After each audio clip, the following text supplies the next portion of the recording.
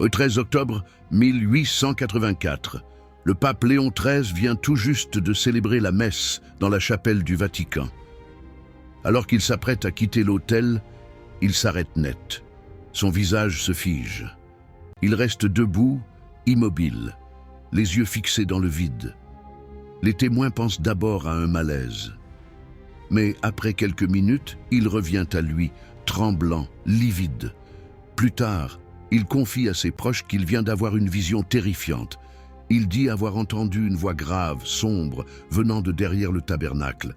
C'était la voix de Satan. Il se vantait devant Dieu. « Je peux détruire ton Église.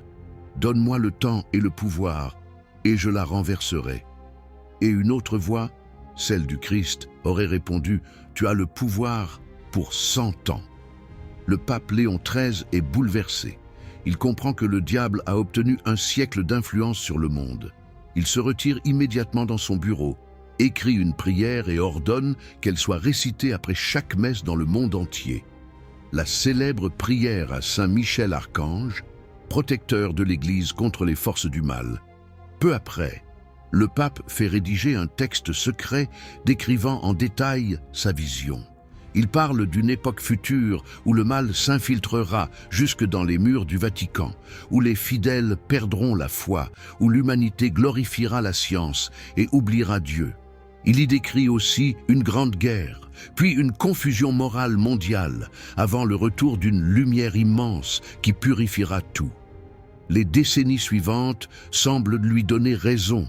2 guerres mondiales, la montée du totalitarisme, la perte de repères spirituels. En 1981, le pape Jean-Paul II dira à son tour « Nous vivons aujourd'hui les temps dont Léon XIII a parlé ».